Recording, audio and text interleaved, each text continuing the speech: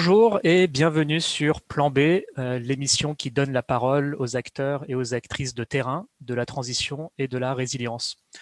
Un thème que nous abordons souvent dans cette émission et mon blog est les limites planétaires, comme le changement climatique et d'autres. En quoi ça affecte notre quotidien et nos besoins de base comme se nourrir, se soigner, vivre en sécurité ou se loger. C'est sur ce dernier besoin de base que nous allons discuter aujourd'hui avec nos invités. On a parlé un petit peu la dernière fois avec Quentin Mathéus du Low-Tech Lab sur des sujets d'habitat. Aujourd'hui, c'est sur ça que nous allons zoomer. Que signifie l'urbanisme, l'immobilier et la construction au XXIe siècle et les enjeux écologiques et sociétaux auxquels nous faisons face? Je vais en parler avec mes trois invités que sont Joanne Guichard, Sylvain Grisot et Renaud Bonnel.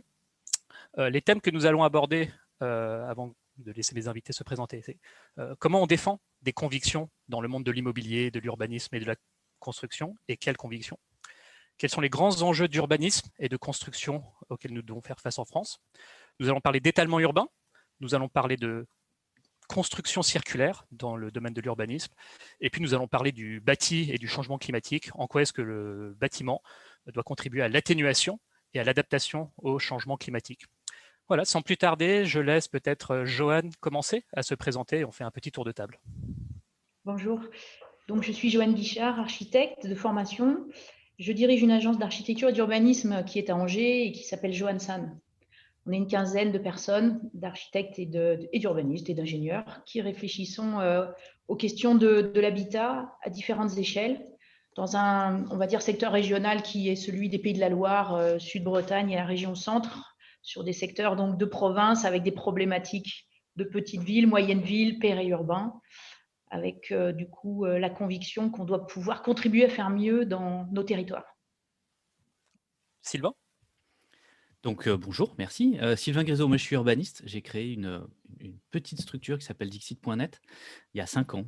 Nous, on travaille à faire la ville sur la ville, comme on dit beaucoup, mais on fait peu. Voilà, nous, c'est notre quotidien. Donc, on transforme des sites urbains, on travaille très au début, très en amont des projets. Donc, au moment où on se pose la question de, tiens, qu'est-ce qu'on pourrait faire de cet hôpital qui ferme, de ce bâtiment public qui déménage, etc., etc. Donc ça, c'est vraiment la partie projet.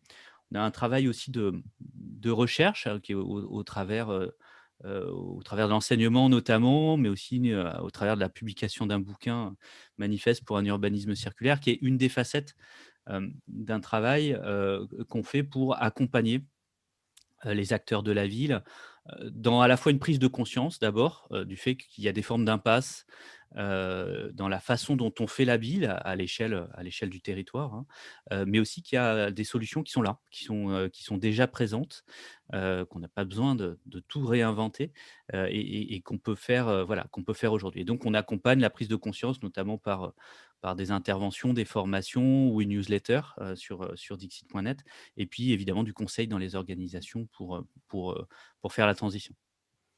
Super. Et on termine par Renaud. Merci Cyrus, bonjour à tout le monde. Moi je m'appelle Renaud Bonnel, donc je suis à la base ingénieur bâtiment. J'ai travaillé la première partie de ma carrière plutôt dans la partie production bâtimentaire. Et avec une particularité, c'est que j'ai eu la chance, au-delà de faire de la construction neuve classiquement, restaurer les monuments historiques et donc prendre aussi des connaissances sur tous les matériaux anciens. Donc, on va parler construction, on va parler un peu matériaux et notamment de ces matériaux-là qui nous accompagnent depuis 2000 ans. Et puis, du coup, il y a 2 ans, créé une petite structure qui s'appelle Gaïa Bâti, qui fait de l'assistance à maîtrise d'ouvrage bas carbone. Donc, comment on accompagne les aménageurs, les maîtrises d'ouvrage, les maîtrises d'œuvre à imaginer le bâtiment et la ville de demain qui respecte les accords de Paris. Donc voilà, ça c'est, j'officie dans l'ouest de la France comme Johan, mais voilà. Et je suis aussi un des co-créateurs de la fresque de la construction inspirée de la fresque du climat pour aider les acteurs à comprendre ces enjeux-là en lien avec le changement climatique. Tout à fait. Vous êtes actif chez Bouygues Immobilier en ce moment, c'est ça? Oui, Bouygues Construction, Bouygues Immobilier, mais plein d'autres, Giboire dans l'ouest, Logis Ouest, des bailleurs sociaux, Podelia, Action Logement, tu vois. Voilà. Très bien. Non, bah, c'est intéressant. Vous intervenez à différentes échelles du cycle de vie de la ville, donc urbanisme, architecture, construction. Peut-être si on se retourne vers Johan et on refait un tour de table sur quelles sont les convictions que vous cherchez à défendre au quotidien dans votre métier et sur la base de quels constats sur ce qu'il faudrait rectifier. Nos convictions en tant qu'architecte, ingénieur, urbaniste, c'est avant tout des croyances personnelles, hein, des prises de conscience personnelles en tant qu'individu qui nous mobilisent pour essayer de comprendre comment, en tant que professionnel, on peut agir à limiter l'impact de ce qui fait notre métier tous les jours, c'est-à-dire construire. On construit et on aménage. On est là pour urbaniser, pour renouveler, pour sortir des mètres carrés, accompagner les acteurs du logement à loger toujours plus d'habitants. Par contre, dans quelles conditions et comment le faire, la méthodologie, avec quels acteurs, c'est ce qui, moi, m'anime au quotidien, c'est-à-dire comprendre comment on peut faire mieux et comment on peut aussi animer de manière collective, pas seulement une prise de conscience, mais une action concrète, changer les pratiques. Ça veut dire motiver les élus tout autant que accompagner techniquement les promoteurs. Et en tant que concepteur, là, poser les conditions d'une résolution qui sera ambitieuse demain par rapport à l'impact carbone. Ça veut dire aussi qu'on crée des espaces à vivre pour des gens qu'on a compris et pour lesquels on pense qu'on peut faire des choses. Ça veut dire une attention particulière à l'usage et une manière aussi d'intégrer ces problématiques dans des ateliers collaboratifs, participatifs, pour faire remonter aussi ces préoccupations à l'échelle des décideurs. Donc, c'est un peu d'être un maillon, une interface entre les différentes échelles et entre les différents moments de la prise de décision ou de la manière d'habiter demain. Donc, ce qui nous intéresse, nous, c'est de traverser les échelles et d'être attentif à tous les acteurs.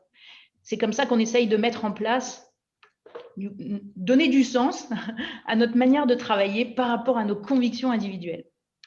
Est-ce que tu sens une inflexion chez tes interlocuteurs, que ce soit les élus ou autres acteurs du bâtiment et de l'aménagement du territoire, et si oui, de quelle manière?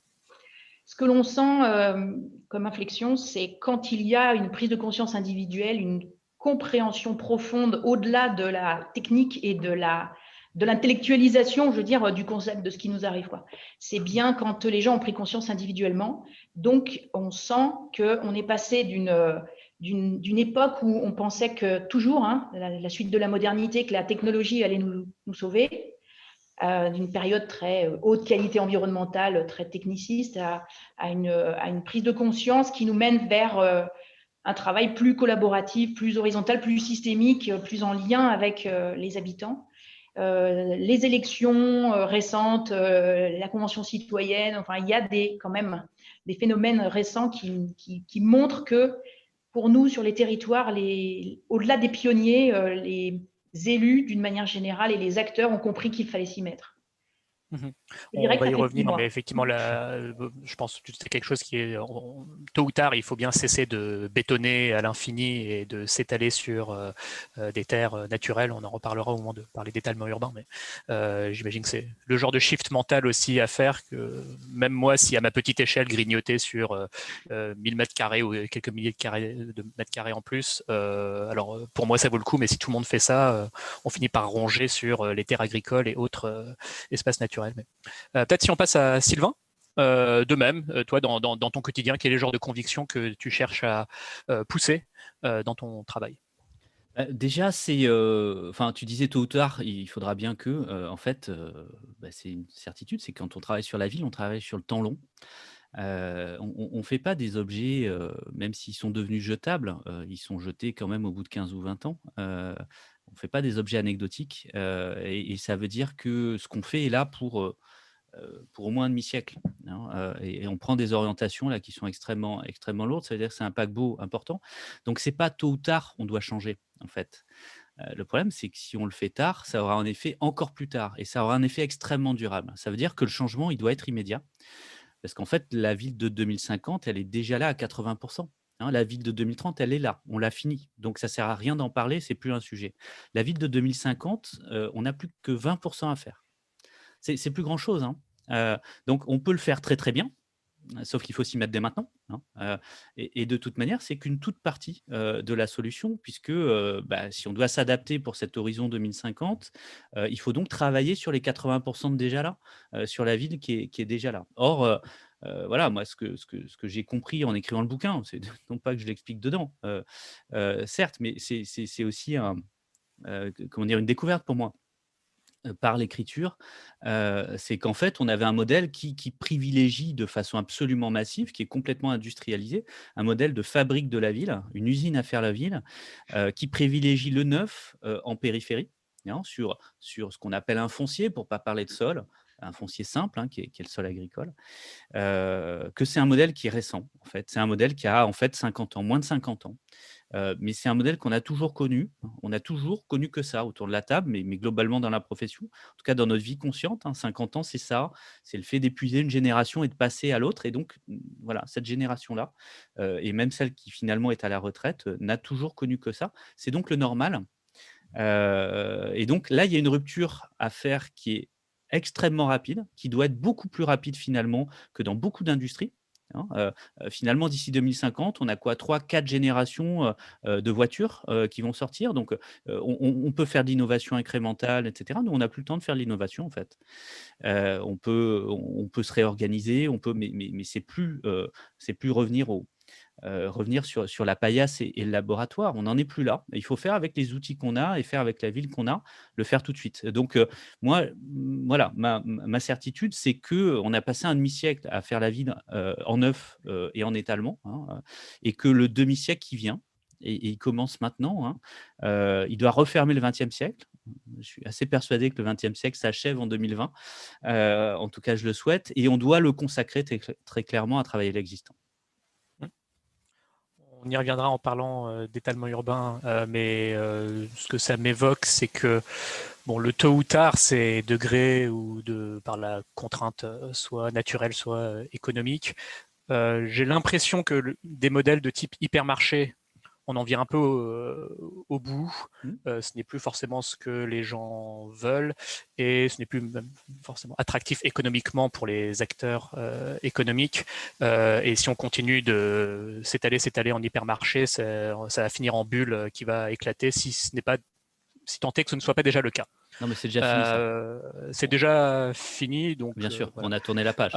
En revanche, côté logement, je vois quand même encore cette aspiration au pavillon, et s'il faut retourner à la campagne, ce à quoi de plus en plus de gens aspirent, pas forcément réoccuper les maisons mitoyennes abandonnées de centre-village, mais réoccuper encore du terrain. Et on peut comprendre que des élus qui ont envie de faire venir des familles dans leur village qui est plutôt en déshérence démographique,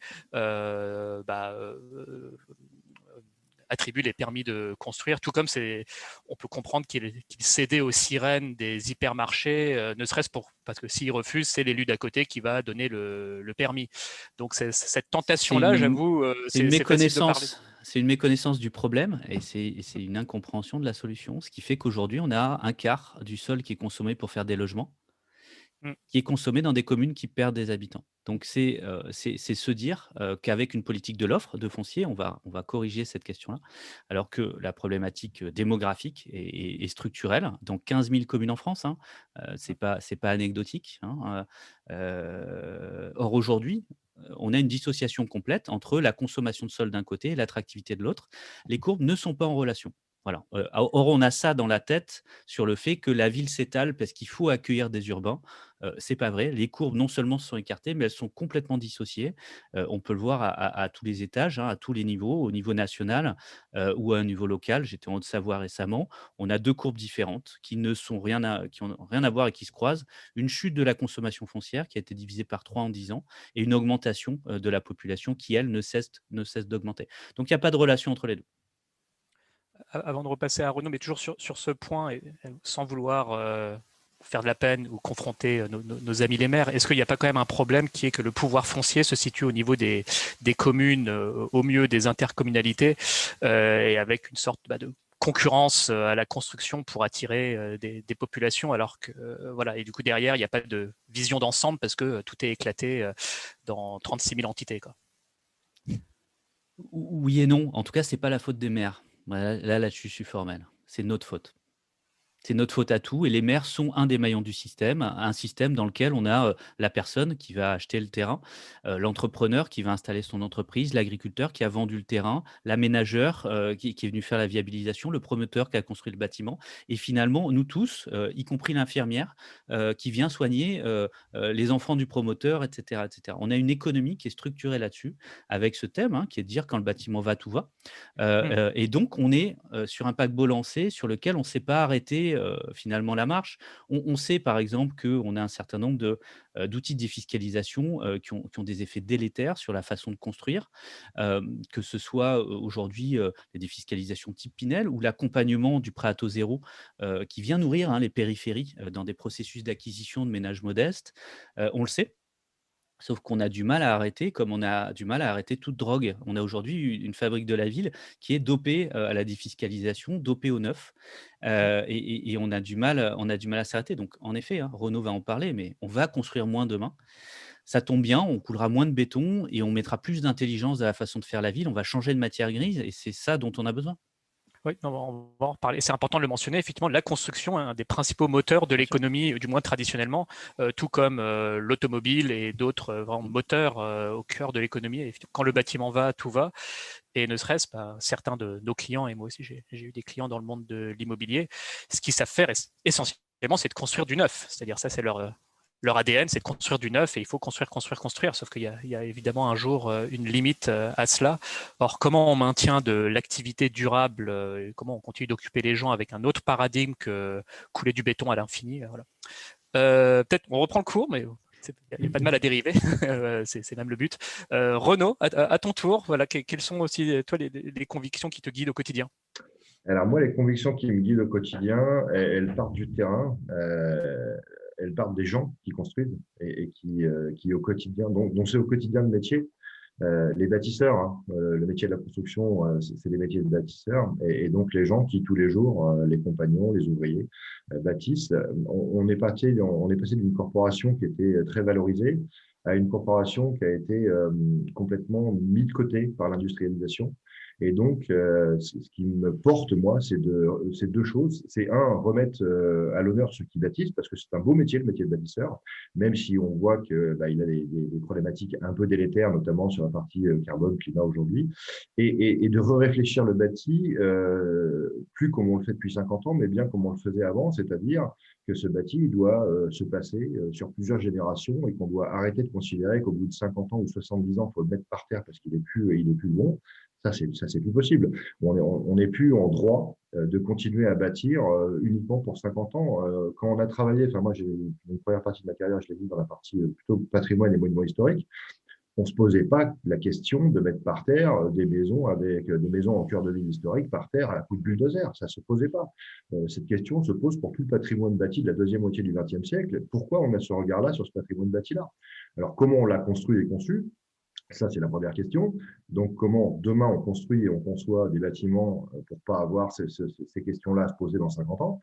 Et surtout, comment on fait en sorte de changer notre regard sur ces bâtiments-là parce que le coût carbone de la réhabilitation est nettement moins fort que le coût carbone de la réhabilitation.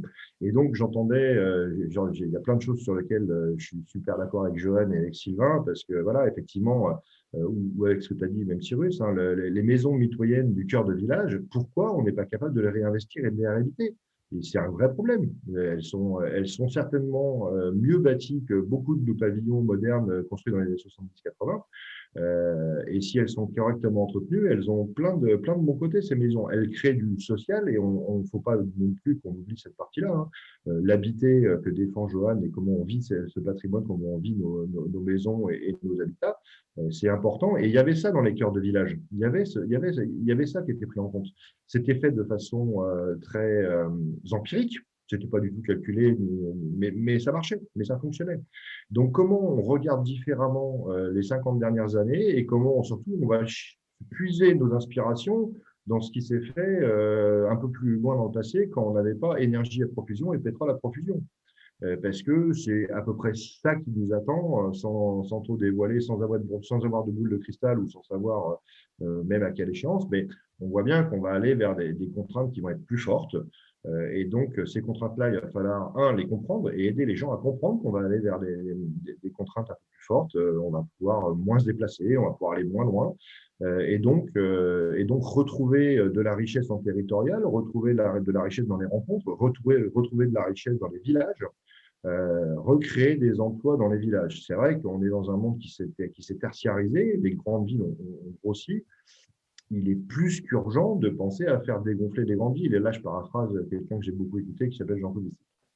Mais effectivement. Pas du tout d'accord, hein, mais on pourra en parler. Mais ça va permettre de les battre un peu, c'est chouette. Donc voilà, après, moi, mes convictions, elles sont là, elles sont sur le fait qu'on a tous les matériaux et tout le savoir pour construire différemment les villes demain. Il suffit de s'inspirer de ce qui a déjà été fait.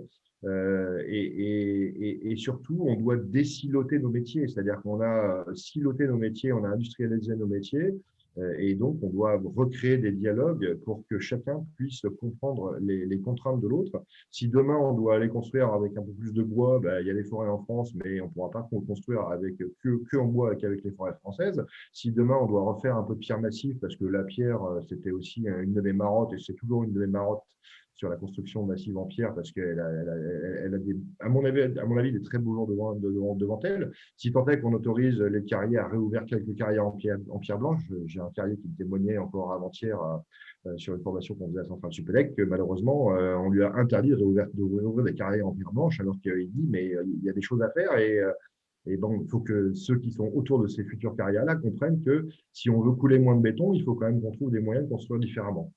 Donc là, je suis vraiment descendu sur la matérialité et un peu loin de l'urbanisme, mais c'est aussi ça, en fait. C'est aussi ça, le lien de tout ça et le lien de territoire, il est aussi là-dessus. Donc, voilà, c'est ça qui m'anime, c'est ça mes convictions. Discuter avec les gens de tout niveau et de toute la profession, y compris les poseurs, y compris les maçons, y compris les charpentiers, puisque c'est de là d'où je viens. Je suis ingénieur et voilà, c'est mon métier à la base. Et puis, aller faire comprendre les enjeux à ceux qui pensent la ville et notamment aux élus et aux décideurs politiques qui doivent imaginer un monde en arrêtant de regarder dans le rétroviseur.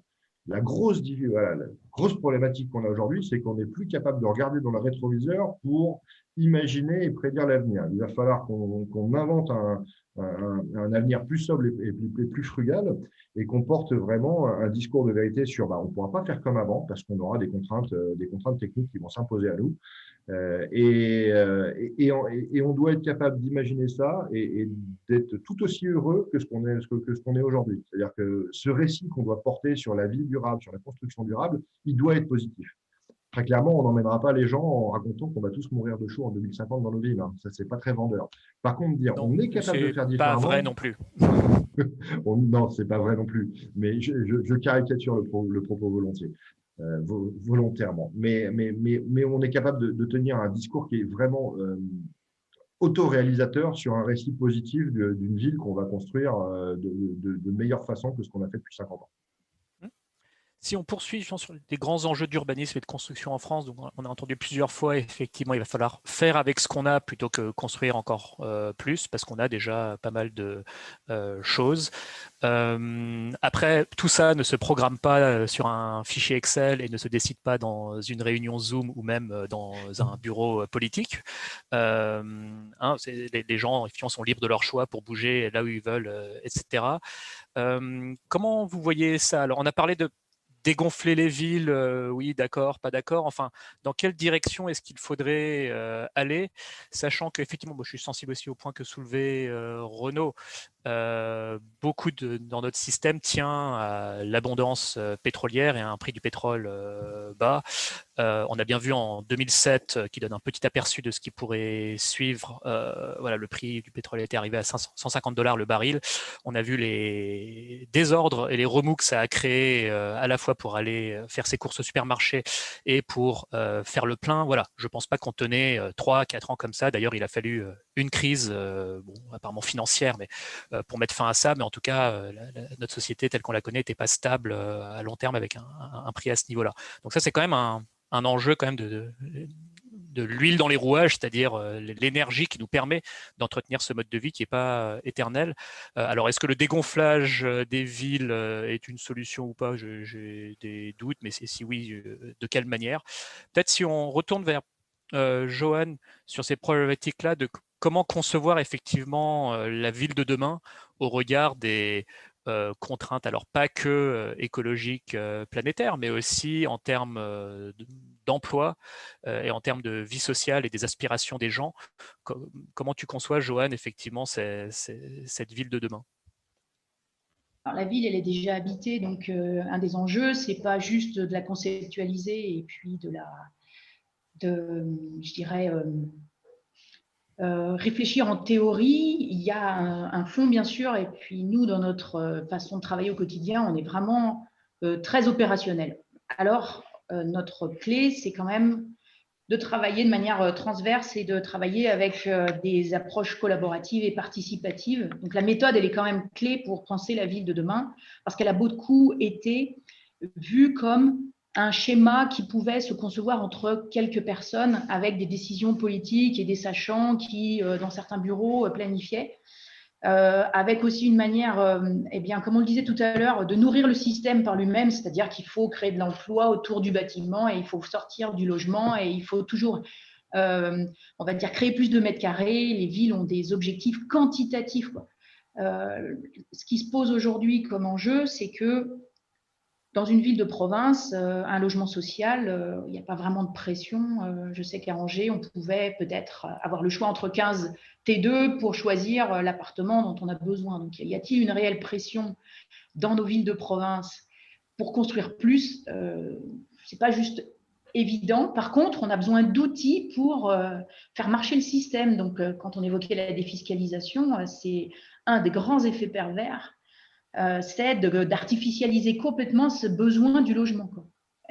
La difficulté aujourd'hui, c'est qu'il y a à faire un peu, à revaloriser le logement qu'on a en ville. Ça veut dire retrouver la qualité de la vie dans la densité. Hein, c'est rendre ça sexy. Pour les urbains, on a l'impression que c'est juste une conviction profonde. Pour autant, quand on constate le désir d'habitat de maison de ville ou le désir d'habitat en périurbain ou à la campagne, il est motivé par plusieurs choses, des questions économiques, à quel coût on construit et quand on doit être tous propriétaires, comment on fait?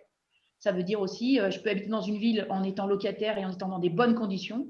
Donc, quel modèle de ville on fait? C'est retrouver aussi, certains appellent ça courte distance, ville du quart d'heure, la ville en pantoufle, enfin, vous trouvez l'expression que vous voulez, mais c'est cette mixité du quartier, le fait qu'on soit à se re-questionner sur le zoning qu'on a appliqué pendant des décennies et qu'il y C'est-à-dire ait quel zoning, pardon? des Qu'est-ce que tu veux dire? fonctions dans la ville, les zones d'activité en Ah. périurbain, les entrées de ville en boîte à chaussures, l'activité, on parlait des centres commerciaux, mais on peut parler du travail de la même manière. Angers, on n'a pas un concept de ville basé sur une histoire industrielle. On est une ville de province avec du service, avec finalement beaucoup de ce qui serait l'activité d'une préfecture, c'est-à-dire des bureaux, un hôpital, de l'éducation, un peu d'enseignement. Voilà, c'est ce qui fait le job. Et aujourd'hui, on remplit des zones entières d'activités en ville par du bureau. Et on se re-questionne à continuer de faire des zones d'activité périphériques pour faire de la logistique. Donc, on est bien en train de réfléchir de manière, aujourd'hui, il faut le faire de plus en plus systémique, avec ce que l'on a comme territoire déjà urbanisé, plutôt que de faire ce qu'on a fait pendant des décennies, à continuer de gratter du terrain en périphérie pour accompagner le fonctionnement de la ville qui grossit, quoi. Donc, on s'intéresse au sujet des interfaces, aux territoires qui font les interfaces entre l'agricole à préserver et la ville-centre, pour questionner ces questions de distance avec l'activité, avec le commerce, avec mon loisir le week-end, et défendre des possibilités d'être à pied, en vélo, en sécurité, avec d'autres mobilités. Si on ne raisonne pas au triptyque qui serait bien sûr l'aménagement et nos constructions, la mobilité et l'alimentation, on ne sait pas changer de paradigme, quoi. Si on continue de penser, comme tu disais, en silo, une fonction après l'autre pour trouver les meilleures conditions économiques de réalisation, on n'y arrive pas. Donc, nous, la question du périurbain, elle nous intéresse parce qu'elle fait l'interface et qu'elle est à retravailler dans sa mixité aussi, puisque on peut continuer, on peut habiter peut-être à 5 bornes de sa zone d'activité dans une ville satellisée, en fait, avec chacun son secteur. Moi, je fais du résidentiel, toi, tu fais de l'activité. Tiens, tu as un bout de zone d'activité, c'est cool.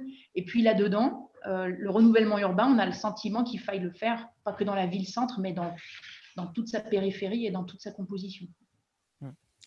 Pose la question de à quel moment quand même le système aussi s'autorégule. Je m'explique. Bon, Paris et l'Île-de-France paraît vraiment saturé. Les transports en commun sont saturés, les routes sont saturées d'embouteillages et les zones tendues à Abyss.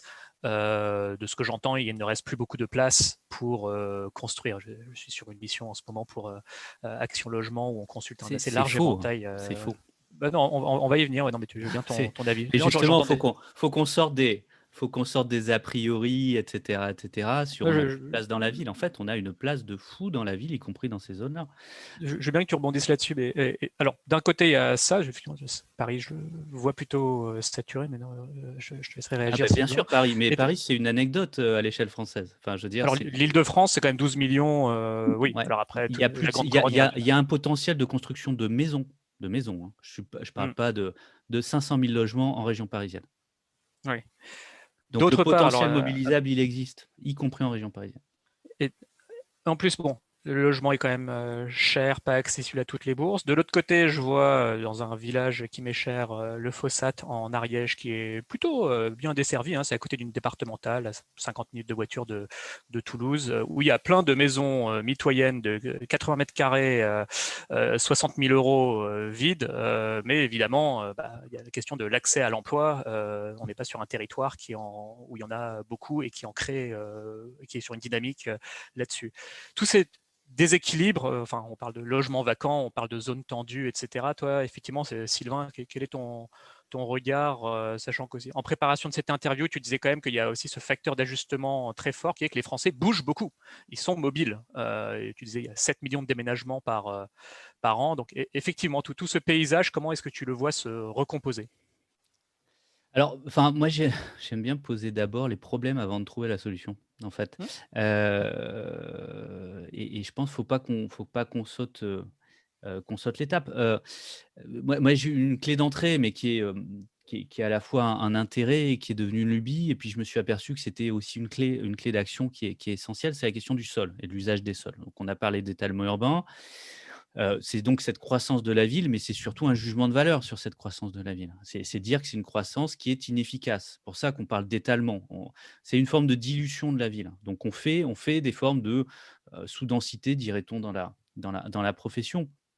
En fait, la façon dont on aménage la ville depuis peu de temps, je le disais, depuis 50 ans, c'est un modèle extrêmement récent, qui est un modèle ultra industrialisé, qui est issu à la fois du choix de faire rentrer la voiture dans la ville, et ça c'est à moins d'un siècle, c'est 1925 à Los Angeles, qui est issu d'une innovation qui est le suburb américain, ça c'est après la Seconde Guerre mondiale, qui se développe aux États-Unis dans les années 60, et ça amorce dans les années 70 en France, et ça se développe qu'à partir des années 80. Donc on est sur un truc qui est extrêmement court terme. Enfin, c'est le dernier bout du bout, etc. Par contre, ce système-là, ce que j'appelle l'urbanisme linéaire, il repose sur une consommation de sol. Et la matière première de cet urbanisme, c'est le sol, c'est le foncier, c'est la place, finalement. Ça a des impacts, en fait, sur nos trois crises. hein. Ça a un impact sur la crise climatique parce que le où j'habite détermine 50% de mon budget carbone. Il y a ma maison, mais il y a surtout ma voiture, hein. Donc, par rapport à la question climatique, on est en plein dedans. Évidemment, c'est transposable aux questions de la logistique et à l'ensemble des mobilités ou l'efficacité énergétique dans l'ensemble de ces trucs-là. Il y a la crise des ressources pétrolière, tu en parlais très bien, mais typiquement le sol, c'est à l'évidence, une ressource finie, et qui est non renouvelable. Heu, Non seulement on en a évidemment une surface limitée, alors il se trouve qu'on a d'autres usages que faire la ville, hein, de ce sol-là, notamment se nourrir, ce qui est pas complètement une anecdote. Heu mais en plus on ne sait pas, on ne sait pas réellement restaurer des sols nourriciers, hein. Il y a c'est pas quelque chose qu'on peut compenser avec une grande facilité. Aujourd'hui, c'est un des sujets de débat dans la profession, mais qui vient de rentrer au Parlement, hein, donc c'est pas non plus c'est un moment important sur ces questions-là. On n'a pas la solution, hein. On peut pas dire: «Bah, là, j'enlève un bout de foncier urbain pour compenser là un bout de foncier agricole». C'est pas aussi simple que ça. Et puis, il y a évidemment la crise des écosystèmes qui est associée à ça, à la fois l'atteinte directe au milieu. On a quand même 20 de la création de la ville qui se fait, sur des espaces naturels, et puis surtout la fragmentation des milieux, notamment, par les infrastructures routières. Et aujourd'hui, on fait une ville qui est structurellement sous-dense, c'est-à-dire qu'on a 48 de la surface, artificialisée en France, urbanisée dirons-nous, c'est, des routes, des LGV et du parking. On n'a que 18 qui est associé au bâtiment. Donc finalement, quand on dit bétonner, c'est faux. En fait, on bétonne pas quand on fait la ville, on fait de l'enrobé, la surface des routes et puis après on fait du gazon et c'est pas les gazons des jardins, en fait, c'est les gazons des zones d'activité. Puisque c'est la deuxième surface, importante qui est là. C'est un gazon qui structurellement ne sert à rien et n'est pas porteur de biodiversité. Donc ça, la crise, enfin les crises sont directement associées à la façon dont on utilise nos sols.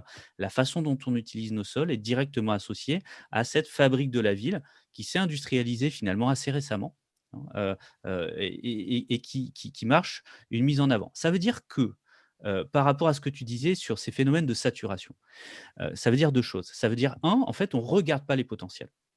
Ces espaces dans la ville, sur lesquels on pourrait construire, sur lesquels on pourrait ramener des usages urbains, et cetera. On ne les regarde pas parce qu'en fait, on a une machine qui sait faire une chose, c'est manger un sol qui est neutre et l'invention du suburb, c'est par Lewitt and Sons juste au sortir de la Seconde Guerre mondiale, c'est la transposition de l'industrialisation du logement, des baraquements de l'armée américaine, hein. Le fils Lewitt, il a fait, la campagne d'Europe, dans le génie américain et il a vu, l'entreprise familiale est une entreprise générale de construction, on dirait en France, et il a vu, le génie américain qui arrive à déployer des baraquements de façon extrêmement rapide. Ça veut dire quoi? Construction hors site et ça veut dire standardisation. Le suburb, c'est la transposition de l'usine à voiture d'Henry Ford à la construction du logement et c'est une innovation en termes de process. Sauf qu'une maison standard, ça nécessite un foncier standard et donc il fait le choix, de faire l'acquisition de champs de patates et de champs d'oignons en périphérie, de New York. C'est le début, hein, c'est le début et ce modèle-là est appliqué depuis 50 ans en France, et c'est extrêmement important. Ça veut dire qu'on ne regarde pas cette machine-là, elle est strictement inadaptée. Cette industrie, elle est inadaptée au travail sur l'existant. Aller libérer, un bout de jardin qui est un peu trop grand pour refaire une maison, aller travailler sur des dents creuses, aller travailler sur des délaissés et cetera et cetera. On a une fabrique de la ville qui aujourd'hui génère de la place et une sous-densité. La ville moyenne en France et y compris alors en dehors du cœur des grandes métropoles, on est bien d'accord, mais c'est des surfaces complètement anecdotiques. La ville aujourd'hui, y compris en Île-de-France, y compris autour de nos métropoles régionales, c'est une ville dans laquelle il y a énormément de place pour faire plus d'usages urbains. Par contre, pour les mobiliser, bah, c'est d'autres procédés, c'est d'autres économies, c'est d'autres acteurs aussi, et donc moi, c'est ça que j'appelle l'urbanisme circulaire, c'est-à-dire faire plus d'usages sur le sol déjà urbanisé, par différents procédés qui existent, qu'on maîtrise. Il y a rien à inventer. Par contre, il faut les massifier aujourd'hui et c'est pas de l'industrialisation parce qu'on peut pas faire du standard. Tu as parlé dents creuses comme exemple de procédé. J'imagine que c'est aussi quoi, construire des immeubles collectifs à la place de maisons individuelles dans des, on va dire, en moyenne couronne, par exemple. Tu penses à quoi d'autre? Par exemple, mais l'ennemi n'est pas la maison. L'ennemi, c'est le lotissement et le lotissement supplémentaire. L'ennemi n'est pas le périurbain. Au contraire, le périurbain, c'est-à-dire la ville qui est déjà là, c'est de la ville. Hein. C'est pas périurbain, rien que le terme est gênant. Ce serait une forme de sous-ville. C'est pas vrai. C'est une ville certes diluée, mais c'est de la ville aussi, et on a moyen de ramener plus d'usage urbain et plus d'urbanité dans ces lieux-là, en posant une maison dans un jardin qui est trop grand. La dent creuse, c'est ce terrain qui serait là. Mais il se trouve qu'il y en a énormément dans les zones d'activité, par exemple. Hein. On a énormément de terrains qui sont là, où c'est par exemple la zone, vous savez, le bout de terrain, la bande de terrain en plus, à côté du hangar, c'est le terrain du au cas où. Hein, au cas où, l'entreprise, croît et cetera et cetera. Et puis finalement, le terrain était vendu tellement peu cher que, bah, écoutez monsieur le maire, vous m'en mettrez 2 cagettes à ce prix-là, on ne va pas refuser. Donc on a fait des réserves foncières qui sont privées, hein, qu'on a subventionnées avec nos impôts, mais qui sont autant de capacités de construire plus. Donc c'est des zones d'activité sur lesquelles on peut faire beaucoup plus d'emplois, que ce qu'on fait aujourd'hui. C'est des friches qu'on peut mobiliser, par du recyclage urbain, mais c'est aussi des bâtiments qui sont déjà là, qu'on peut à la fois transformer de façon structurelle, pour leur permettre de changer d'usage parce qu'ils ont une forme d'obsolescence. C'est des bureaux qu'on transformerait en logements, mais c'est aussi des bâtiments déjà là sur lesquels on va changer, par exemple, l'organisation et les procédés. Il faut travailler là-dessus, notamment pas que sur le hard, mais les temps de la ville, ce que j'appelle l'intensification des usages. Un exemple, on a à Noirmoutier une école qui, comme toutes les écoles, ferment début juillet. Sauf que les parents d'élèves arrivent, ils déménagent toutes les tables et les chaises, ils installent des cuisines et des lits, et on a donc 8 classes et 8 logements touristiques très abordables en secteur touristique, qui permettent à des gens qui n'ont pas nécessairement les moyens de partir en vacances, mais aussi qui permettent à cette école de payer ses différents travaux, etc. etc. Alors évidemment, c'est une autre organisation, hein, c'est un autre procédé, c'est des parents d'élèves qui portent des tables et des chaises. On imagine qu'au début, tout le monde a crié en disant: «Ah mais les assurances, et si quelqu'un dégrade le tableau?» et cetera et cetera. Bah, il se trouve qu'ils l'ont fait, hein. Ils ont affronté une complexité qui est organisationnelle, et ça fait des logements touristiques qui n'ont pas été construits à côté, hein, et qui sinon auraient été, vides tout le temps de la période scolaire. C'est-à-dire qu'on aurait eu des logements touristiques vides et une école pleine, et inversement pendant l'été. C'est encore ce qu'on fait de façon générale, en France. On construit des équipements publics, qui ont des, horaires d'ouverture qui sont en dessous, de 30 heures par semaine. Heu, Ça va pas. Oui, l'intensification des usages pour les mètres carrés qu'on a déjà, et ensuite créer, si on crée, des équipements qui soient adaptés pour cette rationalisation du mètre carré, quoi. Cette intensification d'usage. C'est ce que tu as dit à l'échelle de la ville. On voit bien que si on croise les échelles, on peut le déployer du bâtiment jusqu'à le territoire, en tout cas le Bien sûr, sol que tu évoques. exactement. Sur l'idée de dégonfler les métropoles, j'imagine, pour réinvestir les petites et moyennes villes, peut-être les campagnes, où il y a quand même plus d'espace, y compris plus de logements vacants. Enfin, je sais pas, dans quelle mesure vous avez un point de désaccord, Renaud et Sylvain? Peut-être, Renaud, si tu prolonges un peu cette idée, et Sylvain, si tu rebondis par la suite, et Johan aussi, bien sûr, hein, mais il y a quand même cette problématique, effectivement, de dégonfler les villes, tout en devant quand même absorber quelque part une croissance démographique qui reste de l'ordre de 0,5% par an en France. Donc on gagne je sais pas, 6-7% par décennie, c'est quand même pas rien. Bon, mais Renaud, je te laisse poursuivre là-dessus sur le dégonflage des villes tel que préconisé par notre ami Jean-Marc Jancovici aussi. Il pose ça en disant que la ville n'est finalement que l'aboutissement d'une société de plus en plus énergétique qui sort les gens des campagnes et des champs pour les mettre de plus en plus en ville. Donc, dans une société en contrainte énergétique, il n'est peut-être pas inutile de réfléchir à la ville qui est le creuset des métiers tertiaires, dont on fait tous partie, hein, autour de la table. Est-ce que finalement, on ne doit pas retourner vers une société où on doit rééquilibrer nos métiers entre on utilise nos cerveaux et on utilise nos mains?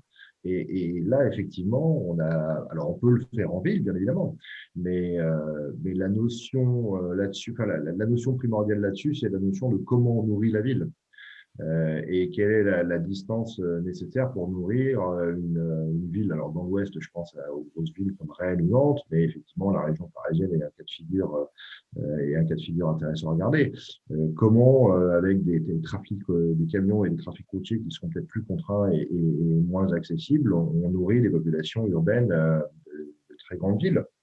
Alors, la solution est ni simple ni simpliste. Je comprends que que Sylvain ait rebondi sur la façon dont je l'ai exprimé, mais se poser la question n'est pas complètement stupide. Après, la réponse n'est pas simple. Et voilà. Donc, je m'arrête là parce que je suis un peu en dehors de mes limites de compétences sur le sujet. Et donc, je Non, mais effectivement, parole. Conceptuellement, que ce soit pas évident de faire des circuits courts alimentaires dans une métropole dense. D'ailleurs, c'est pas que Paris, mais il y a une vingtaine de métropoles en France. Effectivement, des circuits courts alimentaires. Ces métropoles ne sont pas plus autonomes alimentairement que la campagne moyenne, mais au moins, elles en ont encore moins la possibilité que des territoires périphériques d'un jour tendre vers ça. Donc ça, c'est quand même une contrainte qui, à nous, tôt ou tard, pourrait nous rattraper. Et puis aussi, le mode de vie dans ces métropoles va avec quand même une... Alors certes, il y a plus de transports en commun, certes, un immeuble collectif, c'est moins consommateur de chauffage qu'une maison individuelle, mais c'est aussi un mode de vie qui va avec souvent avoir une maison secondaire qu'on n'occupe pas forcément toute l'année, qu'il faut bien chauffer, etc., quand même quand on n'y est pas. Ça va avec plus de déplacements aussi pour fuir la densité et la grisaille, donc c'est plus de déplacements aussi. Ça va avec un mode de vie où aussi on va peut-être plus prendre l'avion pour aller autour du monde. Bon, c'est un peu le mode de vie consumériste aussi qui va avec la vie en métropole, qui fait que effectivement il y a peut-être surdensité. Donc j'ai tendance à plutôt rejoindre Renaud, mais je suis quand même sensible aussi au fait que ce que dit Sylvain sur quand même les possibilités, ce que dit Sylvain et Johan, pardon, sur les possibilités d'aménager plus intelligemment les espaces urbains qu'on a. Mais enfin, pardon, je laisse poursuivre Sylvain sur éventuellement les désaccords qu'il a. Alors, c'est pas. Non, mais je pense qu'on va se retrouver, évidemment. Par contre, il y a plusieurs. Je pense qu'il y a plusieurs biais quand on dit dégonfler la ville ou lutter contre les métropoles ou la revanche de la campagne. Hein. C'est quand même des trucs qu'on entend beaucoup en ce moment. La première chose, c'est de se dire que ça se planifie, au sens où tiens, on va prendre de la population, on va la balancer là et on va avancer, etc. Je suis désolé, le Gosplan, c'est fini, mais la Datar, c'est aussi fini. Ça ne fonctionne pas comme ça. Et on a des faits urbains. Tu parles de la tertiarisation, on peut parler du numérique. On a des effets de densité qui sont associés aux faits urbains. Hein. Et à un moment, quand on a une ville de 500 000 habitants, on n'y fait pas la même chose que dans une ville de 50 000 habitants. La R&D, la rencontre, des laboratoires, des grandes universités, etc. etc. Ça, il faut aussi l'admettre. Hein. Il y a des effets de masse et finalement, la ville, c'est un des rares organismes urbains qui a une productivité marginale croissante, c'est-à-dire que quand on rajoute une unité, on a encore plus. Et plus une ville est grande, plus elle produit par tête de pipe des diplômés, plus elle produit aussi du crime, hein, etc. Mais elle produit plus, c'est un fait, contrairement à une organisation professionnelle, par exemple. Hein. Plus une entreprise grossit, moins finalement le salarié en plus est productif. Ok, regardons ça. Après, la ville, elle n'a jamais vécu de façon autonome. C'est même la définition de la ville de dépendre de son hinterland. Hein. Et donc, arrêtons de regarder la ville comme étant une limite qui aurait un besoin, une vocation à être autonome. C'est l'antithèse même de la définition de la ville. Donc, elle ne peut pas être autonome, elle n'a pas vocation à l'être, et elle a par contre vocation à entretenir de la relation. La question, c'est comment est-ce que cette relation qu'elle entretient se fait dans la proximité, hein, et pas dans l'hyperdistante. Et ça, c'est une question qui est posée à tout le monde, qui n'est pas posée qu'à la ville, hein, qui est posée aussi au secteur rural, sur lequel on a aussi un mode de vie urbain. Donc, moi, mon propos, c'est simplement de dire, l'avenir est dans les espaces déjà urbanisés, hein, et la grande ville en fait partie, mais pas que. Le village en fait partie, le périurbain en fait partie. Et la solution, elle est à trouver là-dessus, parce que de toute manière, on n'a pas le temps de faire des villes nouvelles. Et on n'a pas le temps non plus de faire des campagnes nouvelles. Et alors, comment tu fais pour adapter cette ville qui est déjà urbanisée au climat qui va changer? Parce que là, la question va vite se poser. Dans les cœurs de ville historiques, dans les centres-villes très urbanisés, tu as aujourd'hui très peu de végétal.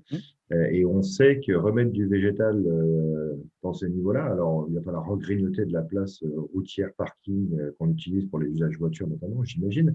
Mais cette ville-là, dans les 20 prochaines années, si on s'en occupe pas, elle va être très vite être invivable. Et les zones moins denses, qu'on peut continuer justement à urbaniser. Si on Mais les alors, urbanise trop, est-ce qu'on ne continue donc, pas à se tirer une balle dans le pied, quoi? donc on va séparer deux questions. On va séparer le centre-ville de Bordeaux de la métropole bordelaise. Mhm. Tu vois? Et c'est là où on est en train de penser, quand on pense densité, on pense à la ligne 13 du métro. Non, voilà, oui, il y a une question, sur la surchauffe du centre-ville de Bordeaux ou du centre-ville de Paris, très clairement. Ou de Heu, Nantes, ou de mais et Rennes, tu ou de Marseille, ou de Lyon, enfin et voilà, tu toutes donné les… oui, mais c'est le centre-ville, c'est même pas la commune et c'est certainement pas la métropole Mhm. administrative et encore moins la métropole réelle. Donc ne nous trompons pas de question. Il y a pas de rivalité entre les territoires et entre les tailles de villes et il y a certainement pas de taille idéale de la ville. Je suis désolé, ça fait des millénaires qu'on réfléchit et qu'on débat là-dessus. Ça a mené à rien et ça mènera à rien aujourd'hui. Donc il y a pas de taille idéale. La question, c'est comment est-ce que les différentes villes fonctionnent bien en soi, se trouvent des modèles propres et le modèle de développement du rural ou de la ville moyenne. Ça peut pas être le modèle de développement de la métropole. Aujourd'hui, on est en train de singer ça. C'est-à-dire que les villes moyennes n'ont pas trouvé, pour beaucoup, pas toutes, mais pour beaucoup, n'ont pas trouvé leur modèle à elles, de développement, notamment de dialogue avec leur périphérie. Parce qu'on dit qu'il y a une crise dans la ville moyenne, certes, mais pas forcément dans les communes qui sont juste autour. Parce qu'il y a des concurrences super locales qui sont extrêmement violentes. Donc la crise qu'on voit sur un territoire n'est pas le même. Après, la question du traitement et de l'adaptation au réchauffement climatique des centres-villes minéraux, tu as déjà donné une clé extrêmement importante. Même à Paris, sur lequel on a une baisse du taux d'usage, sur lequel on a une surdensité, qui est extrêmement importante, même à Paris, on consacre 50 de l'espace public à la voiture. Point. Quand on est dans l'ultra-densité, la voiture est structurellement inadaptée, elle est faite pour faire 500 kilomètres, à 130 à l'heure avec 4 personnes dedans. Elle est pas faite pour faire 3 kilomètres, à 12 à l'heure, parce que c'est les vitesses moyennes, qu'on a dans ces villes-là, avec 1,2 personnes, c'est-à-dire vous et votre sac à main, et un enfant de temps en temps. Donc on est sur un outil qui est inadapté au centre-ville et là, on parle de centre-ville, c'est pas une lutte contre la voiture. On va opposer les industries, l'industrie automobile à l'industrie de la fabrique de la ville, hein. Peu importe, C'est ce qui… Oui, non, oui, on est d'accord, mais mais très bien, mais peu importe. c'est notre combat de demain, du coup. Non, parce que moi, je suis Quand pas on en est dans train de dire, l'industrie de je suis pas en la train de dire que construction. la voiture doit être rayée de la carte. Je suis en train de dire qu'il y a un espace urbain qui est le Dans la centre-ville ville. dense, Dans la ville. sur lequel c'est un non-sens. Et il se trouve qu'aujourd'hui, c'est 50 de l'espace public à Paris, sur lequel on a repoussé la voiture depuis longtemps, sur lequel on a une baisse du taux d'usage, sur lequel on a une baisse du taux de possession, sur lequel on a un réinvestissement des places de parking qui a déjà plus de 10 ans. Donc ça veut dire qu'on a là une place folle et comme d'habitude, quand on regarde la ville qui est là, mais qu'on la regarde vraiment sincèrement dans les yeux, on trouve de la place et on trouve de la place en effet pour du végétal, qui soit du vrai végétal et pas du végétal décoratif. C'est-à-dire des sols profonds, des vraies terres végétales et puis une vraie densité d'arbres et pas un arbre toutes les 2 bagnoles de façon à faire de la décoration. Donc oui, il y a une lutte à mener, très clairement de renaturation qui soit une renaturation sincère, et sur lequel, en effet, je suis désolé, il y a un moment un espace fini, c'est le sol planétaire, un espace qui est encore plus fini, qui est le sol urbain et un espace qui est encore plus précieux et encore plus fini, qui est l'espace public, sur lequel on ne peut pas ne pas faire de choix. Et quand on nous dit: «Il ne faut pas opposer les modes» ou «Il ne faut pas opposer les industries», globalement, on nous dit: «Gardez le statu quo qui a été décrété dans les années 70 en faveur de la voiture». Non, c'est extrêmement récent, Je vous dis, même à Los Angeles, c'est un choix qui a été fait il y a moins d'un siècle. On a commencé à faire ce choix-là il y a moins d'un siècle. Donc voilà, on a de la place. Par contre, en effet, quand on a un espace fini, il faut faire des renoncements, et il faut choisir des choses. Moi, là-dessus, il y a pas de complexe à avoir et il faut y aller et comme tu le disais, comme tu le disais, Joanne, heu, on peut apprendre la transformation de l'existant et de nos échecs. On peut aussi apprendre pour faire du neuf, et notamment, la place du stationnement qui est donnée aujourd'hui, sur les opérations en neuf dans la ville est structurellement aberrante. Elle est non pérenne, elle vient artificialiser les sols puisque de façon assez générique, on a des dalles en sous-sol, mais qui vont venir, en sous-face finalement de ces fameux jardins, mais qui sont des faux jardins puisqu'il n'y a pas de perméabilité et de profondeur de sol et de toute manière, on est face à une baisse du taux de possession. En tout cas, on va mieux faire rouler nos voitures qui aujourd'hui roulent très peu, On immobilise du capital et de la matière pour que ça roule que 5 du temps. Donc on aura moins besoin de parking. Donc on est en train de faire des sous-sols extrêmement onéreux, qui génèrent des déplacements, des coûts, des déplacements de matière, des coûts, et cetera. Alors qu'on sait, on les construit pour 50 ou 100 ans, alors qu'on sait que c'est peut-être dans 10 ans, mais c'est peut-être dans 30, peu importe, mais en tout cas dans la durée de vie, on ne saura plus rien en faire parce qu'on ne va pas faire non plus des champignonnières partout dans nos villes. Ouais. Il nous reste une bonne demi-heure. Il y a un dernier thème où j'aimerais bien que aussi chacun donne son avis pour prendre la problématique aussi par un autre angle, qui est l'adaptation au changement climatique et à un monde contraint en ressources, hein, énergie, eau, que sais-je. On a beaucoup parlé de la ressource en sol, mais il y a d'autres contraintes de ressources. Peut-être en vous laissant chacun réfléchir aussi à ce que ça vous évoque, mais les enjeux que je vois sur l'adaptation à un monde contraint, il y a la question d'abord de la construction. Bon, déjà, le ciment en soi, je pense que c'est un bon 6-7% des émissions de CO2 mondiales. Alors certes, ça construit beaucoup plus en Chine que chez nous, mais on construit quand même. Et il me semble qu'un bon tiers, voire une moitié de l'énergie consommée à travers le cycle de vie d'un bâtiment, c'est pendant sa phase de construction. La fameuse énergie grise. Je ne sais pas si c'est un tiers ou une moitié, mais en tout cas, c'est pas Alors, négligeable. sur les bâtiments restants, c'est du coup le poids carbone est plus important parce qu'ils sont beaucoup mieux isolés. Donc, Ouais, bah ça dépend à quelle époque ils ont été construits. Julien, ouais, alors, ok. Mais Julien, alors, j'ai continué d'exposer les thèmes et chacun, vous voyez, auquel vous souhaitez réagir, si ce n'est tous peut-être, mais donc, effectivement, cette phase de construction, ce qui va poser aussi peut-être des questions de construction circulaire, hein, comment on adapte l'économie circulaire au monde de l'urbanisme et de la construction. Un deuxième enjeu, c'est effectivement l'isolation, donc une moindre consommation d'énergie pendant la phase d'exploitation du bâtiment. Donc ça, c'est un peu côté atténuation du changement climatique et des contraintes de ressources. Après, il y a le côté adaptation. Bon, il y a évidemment des enjeux de climatisation du bâti pour traverser les vagues de chaleur du mieux possible. Des enjeux d'îlots de fraîcheur urbains, hein, par opposition à îlots de chaleur. Donc végétalisation, aménagement de plans d'eau pour garder des villes fraîches et vivables le plus longtemps possible. Bon. Des enjeux de désimperméabilisation des sols, éventuellement, en termes de résilience face aux inondations. Je ne sais pas dans quelle mesure aujourd'hui Paris est capable d'absorber une crue de type 1910 avec tout ce qui a été bétonné un peu partout. Je sais pas. Enfin bon, il y a un plan d'évacuation, mais il y a quand même une question de désimperméabilisation là où on peut. Et puis éventuellement des enjeux simplement de sécurité urbaine.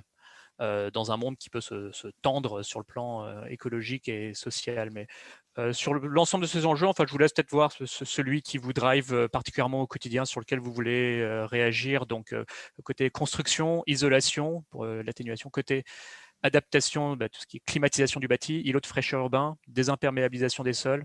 Peut-être qu'il y a d'autres enjeux auxquels je ne pense pas, mais voilà, après, je tente un panorama. Je laisse peut-être Johan rebondir sur ce qui l'inspire.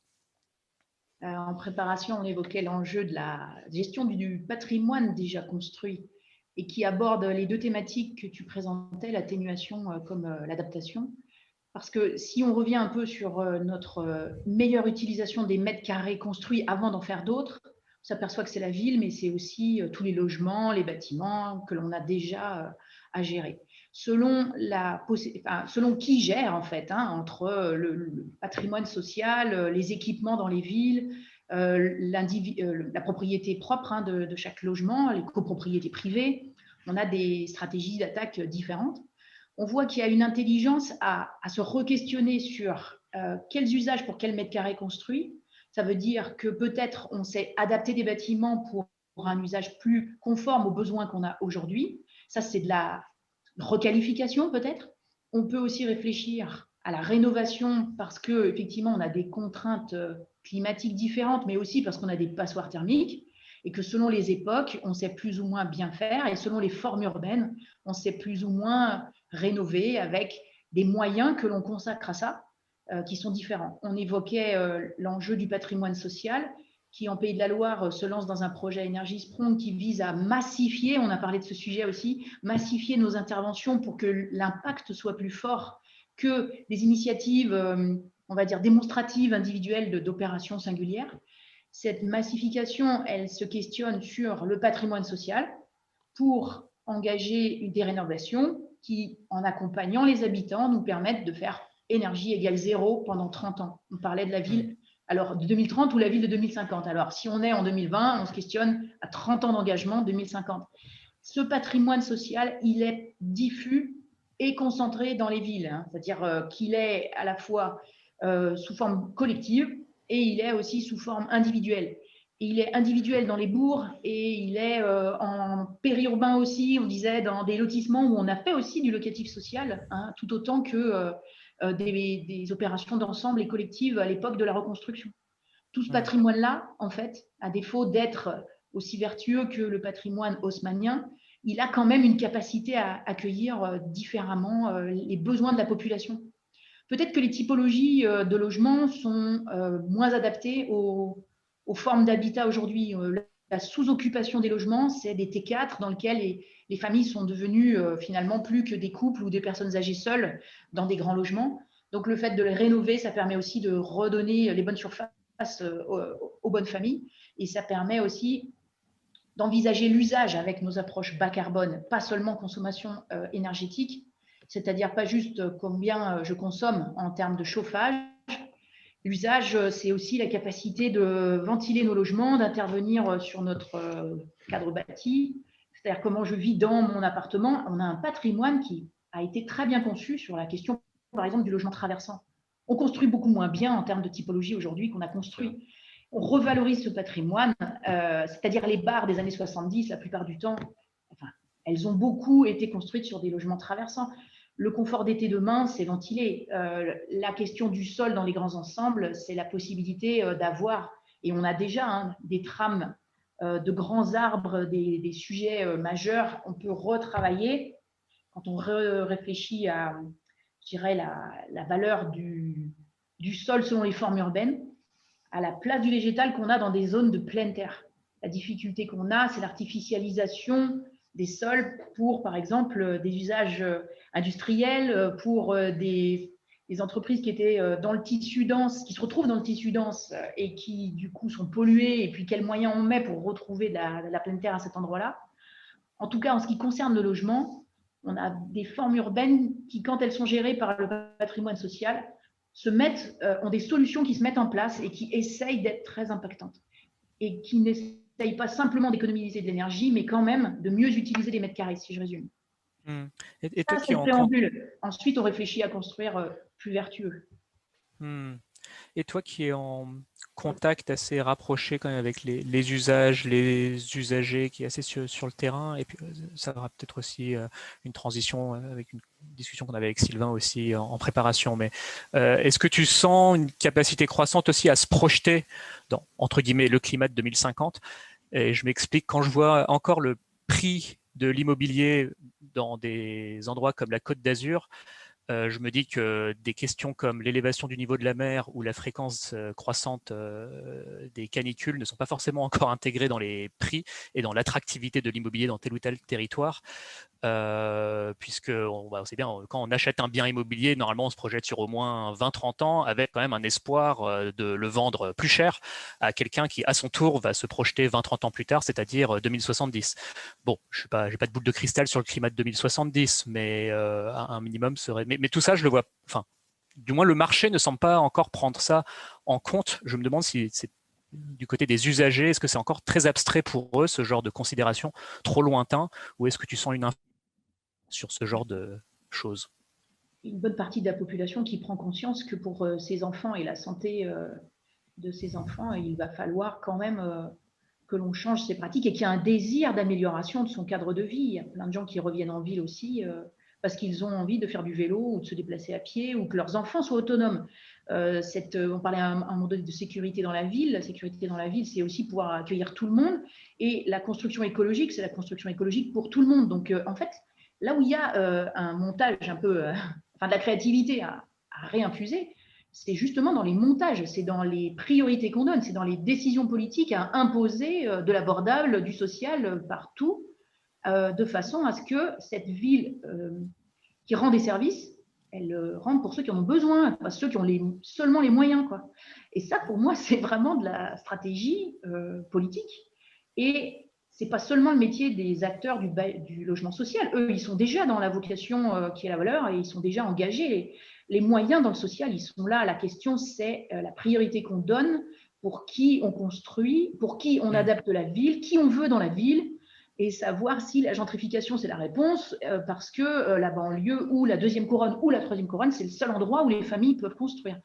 Les préoccupations des villes, quand je vois certaines nouvelles équipes municipales qui ont été élues, elles assemblent, dans le cadre de comment on peut changer demain, des préoccupations tout autant sociales que des préoccupations écologiques et environnementales. Parce que l'idée, ce n'est pas de ne faire que des démonstrations exemplaires pour peut-être inspirer les autres demain, c'est de faire quand même pour tous. Ça veut dire que dans les montages, on donne la priorité au social pour tous. Ça veut dire que l'abordable, à quelles conditions je suis propriétaire dans la ville pour un logement adapté à mon besoin de famille, c'est important. Et non pas, mais non pas une séduction à se laisser toujours embarquer par la spéculation qui ne fait que ramener un développement artificiel, de la défiscalisation, des solutions. OK, on a besoin d'une offre diffuse et libre pour une partie de la population pour accompagner sa mobilité. Mais on sait aussi que l'un des grands axes, c'est faire en sorte que peut-être l'accès au patrimoine soit possible pour chacun. Alors, a-t-on un désir de ville pour tous ou continuons-nous sur un schéma où on travaille en exclusivité ou pour des préoccupations qui sont dénuées de l'intérêt général, c'est-à-dire une dématérialisation aussi de l'acte de construire et du logement. Bon, c'était pour le petit propos politique. Je peux rebondir là-dessus parce que voilà, ça me parle énormément ce que tu viens de dire. Il faut revenir aux besoins. On a besoin d'avoir un toit sur la tête pour s'abriter. Et donc, malheureusement, ce qu'on fait, c'est-à-dire financiariser les mètres carrés et raisonner l'immobilier ou le bâti ou le foncier qu'en termes de finances, ça pose des soucis parce que à faire ça tout le temps depuis une quarantaine d'années, on se retrouve à ne raisonner que comme ça. Or, c'est bâtiment, c'est le besoin de s'abriter, c'est le besoin d'échanger, c'est le besoin de travailler, de se divertir. Et donc, repartir des besoins, c'est quand même important, c'est quand même ça le fondamental. Et en repartant de là… L'augmentation du prix des logements, c'est en grande partie non pas la technique ou le biosourcé dans le bâtiment, hein, c'est bien le prix du foncier. Donc, la maîtrise publique du prix du foncier, ça peut être un levier pour la maintenir pour tous. Donc, il y a le prix des fonciers. Et alors, on peut aussi regarder un peu son nombril. Hein. On a besoin, enfin aujourd'hui, on a un logement moyen, c'est 40 mètres carrés par personne. Et donc, et une famille de 5 personnes, c'est 200 mètres carrés. Il y a encore ça a augmenté de quelques dizaines de pourcents ces 30 dernières années. Donc, dans nos besoins, on a pris aussi nos aides et on se dit, bon, on veut plus de place dans nos logements. Alors, quand on est confiné chez soi sans jardin, effectivement, ça peut se comprendre. L'exception ne fait pas la règle. Ce qu'on vit depuis un an, j'espère que ce ne sera pas la règle demain. Donc, comment on réfléchit aussi nos besoins fondamentaux? Est-ce qu'on a besoin de consommer tant d'énergie et d'avoir autant d'appareils électroniques? Est-ce qu'on a besoin d'avoir autant de mètres carrés? Est-ce qu'on a besoin de… Voilà. Donc, il va falloir… la clé d'entrée sur ces sujets-là, ce sera d'abord les besoins. Et donc, comment aider l'ensemble de la population, et là c'est très vaste, hein, à comprendre qu'on ne peut plus satisfaire des besoins toujours croissants. Ça ne marche pas. Ça ne sera pas en corrélation avec ce que peut nous offrir la planète et les limites planétaires. Et une fois qu'on a dit ça, une fois qu'on a aidé les gens, et donc j'incite les gens à aller écouter, lire, faire des différentes fresques, climat, construction, biodiversité, c'est des super outils pour essayer de comprendre ce monde dans lequel on va vivre maintenant désormais, et nos enfants aussi. Pour, une fois qu'on a questionné ça, dire, OK, j'ai peut-être moins de besoins et je peux être tout aussi heureux avec ça. Et donc faire un choix qui est un choix de je souhaite demain un peu moins, ou j'accepterai la contrainte d'avoir un peu moins, parce que ça pourra aussi venir par la contrainte. Et une fois qu'on va rentrer par ces clés-là, ça va permettre de se dire, finalement, on est capable d'avoir un meilleur dialogue entre nous et on est capable de faire la ville pour tout le monde. Et ça va rejoindre ce que disait Johanna à l'instant. Sylvain, je vois prêt à intervenir. Oui, non, c'est super. Voilà, on a tout entendu là. Moi, ça me plaît bien. Et par contre, la façon dont tous les deux, vous n'avez pas répondu à la question. Parce que la question qui vous était posée, c'était finalement, c'est quoi les problèmes et les solutions d'un point de vue très concret, très pragmatique, etc. Vous êtes censé représenter ici ceux qui font parler de matériaux, de machin, de trucs. Et vous répondez quoi? Vous répondez que ce n'est pas un problème technique, technologiques qu'en fait, on a les solutions. Bien sûr.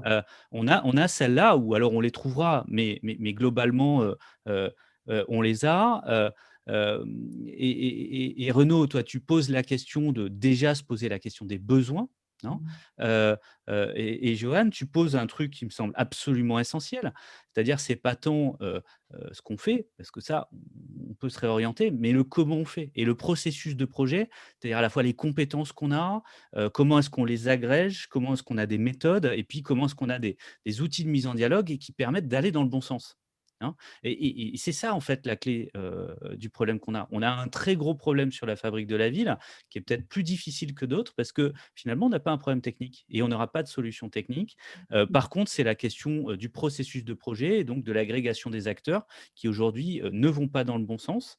Pour ça, il faut qu'on travaille fondamentalement cette question de la prise de conscience. Donc, tu parlais des différentes fresques, par exemple. On a fait la fresque de la ville, justement, Ah oui, la fresque de la ville. il fallait que j'en parle. Raison. Pour expliquer aux acteurs de la fabrique urbaine, justement, qu'on ne fait pas du logement, en fait. Quand on construit un bâtiment de logement, c'est un acte dans un système complexe qui va concerner aussi l'agriculture, mais aussi la mobilité, mais aussi la pollution de l'air, mais aussi le climat, etc. etc. Et que ce n'est pas un acte isolé, c'est un acte dans un système et qui a une responsabilité globale. Une fois qu'on a ça, je pense qu'il faut qu'on arrive collectivement à inverser les processus. Moi, je le disais, sur cette priorité donnée au neuf, cette priorité donnée au sol simple et à la périphérie. D'abord, éviter de construire, revenir aux besoins. Je vous invite à lire la préface de Philippe Biwix du manifeste pour un urbanisme circulaire. Vous n'êtes même pas obligé d'acheter le bouquin parce que c'est en ligne sur dixit.net. C'est hyper intéressant. On lui dit qu'il ne faut pas éviter, réduire, compenser. Il faut éviter, éviter, éviter. Bah oui. Et en fait, moi, j'y reviens, c'est éviter de construire en utilisant mieux ce qu'on a, éviter de déconstruire en transformant la ville qui est là, éviter de s'étaler en densifiant et en recyclant le sol. Et la question du foncier, elle est absolument fondamentale. C'est la clé, je dis la clé du sol. Aujourd'hui, on crame 20 Notre-Dame-des-Landes tous les ans. C'est stable, voire même ça tendrait à reprendre ces dernières années, mais globalement, au rythme de baisse qu'on a constaté en 2018, ces nouveaux chiffres là qui sont sortis, on arrive à la neutralité foncière, donc la fin de la consommation foncière, en l'an 2289. Donc, autant vous dire qu'on n'est pas sur la bonne tendance. Voilà. Donc, il y a une vraie rupture. Mais le système s'autorégule aussi au bout d'un moment. Je veux dire, il faut bien manger, il faut bien. Enfin, bref. Je veux bien croire aux forces du marché et de l'autorégulation. Il se trouve qu'aujourd'hui, les forces du marché et de l'autorégulation font qu'on a un tiers de nos surfaces agricoles qui nous nourrissent, qui sont en dehors du territoire national. Donc, on a une vraie fragilité là-dessus, font qu'on n'arrive pas à loger des gens qui ont un salaire normal dans les métropoles régionales. Johan, tu le disais, c'est absolument essentiel. Enfin, la frugalité en sol, elle doit être associée évidemment à des alternatives à la voiture qui nourrit l'étalement urbain. Donc, la proximité, c'est ça, c'est pas le vélo, c'est la proximité qui permet d'utiliser le vélo. Sauf qu'il faut pouvoir se la payer, la proximité. Donc, ça repose aussi des questions de gestion, notamment ce qui, pour moi, sont un certain nombre de sols communs qui sont trop importants pour être gérés uniquement par le marché. Et donc, je suis désolé, l'autorégulation, elle ne marche pas. Alors, je ne parle pas d'autorégulation par le marché, mais par la physique, c'est-à-dire consommer de plus en plus de sol alors que la contrainte climatique et l'épuisement des ressources font baisser les rendements. Et en plus, on veut que la population continue de croître un petit peu. Enfin, à un moment, l'équation ne peut pas durer jusqu'à 2300 comme ça. Donc, un département qui passe sous le sol tous les 7 ans. Non, tous les 20 ans. Non, mais c'est important. Alors, est-ce que on peut préciser ça, parce que j'entends. Il a débunké ça, Sylvain. Il a débunké ça. Ouais, vas-y. Ouais. Alors, non, c'est juste qu'on dit des bêtises sur la quantification de l'étalement urbain depuis des années. Ça veut dire on dit que c'est un problème, on dit qu'on veut traiter le problème, mais on n'est même pas capable de le quantifier, de le mesurer. Donc, on a un observatoire de l'artificialisation qui travaille depuis bientôt 2 ans, qui a fait un travail extensif pour amener des données. Et non, on n'artificialise pas un département tous les 7 ans ou tous les 10 ans, ou tous les ans, disait Nicolas Sarkozy, mais tous les 20 ans. Et ce n'est pas moins grave. Et alors, et c'est pas moins grave. Mais quand même, ça fait un facteur 3 de différence. Mais en tout cas, oui, mais ce que ça veut dire surtout, c'est qu'on n'était pas capable de mesurer le sujet. Et on ne peut pas traiter un problème sans le mesurer. Donc oui, on peut débugger un certain nombre de trucs. Non, c'est pas la forêt qui avance et qui consomme des sols agricoles, c'est la ville qui avance. En tout cas, dans les 20 dernières années, c'est très clairement ça. On a 90% de la perte de sol agricole qui est associée à la croissance de la ville, plus de 90%. Donc arrêtons de dire des bêtises. On s'appuie sur des faits concrets, sur des chiffres réels, mais pour passer à l'action, hein. Oui, alors le tous les 7 ans, je pense que ça vient de l'Agreste. Si tu peux m'envoyer le lien, comme ça on le met en dessous de la vidéo pour que les gens puissent explorer, parce que Oui, bien sûr, mais je commence mon j'avais bouquin pas avec entendu parler ça, de ça. tout le chapitre, en effet. Mais il y a différentes sources de données. En tout cas, il y en a une qui est quand même plus intéressante que les autres, qui a maintenant 2 ans, qui nous permet de mesurer les choses et notamment de mesurer les tendances, hein, et qui montre notamment qu'on a eu une baisse de l'artificialisation après la crise de 2010. Donc un impact direct, une fois de plus, hein, de la crise des subprimes, qui est la crise du périurbain américain, hein. Mm. D'ailleurs, Lewitt and Sons, qui a inventé le suburb, s'est cassé la gueule et la boîte a fermé en 2007 avec la crise des subprimes. Donc c'est encore l'impact de ce modèle-là qui est venu nous impacter aujourd'hui. Mais je vous rassure, ça reprend 2016, 2017 et 2018. Les chiffres sont très Je sais pas, rassurants. je sais pas Ça si se ça a tendance à stabilise et nous ça reprend. rassurer.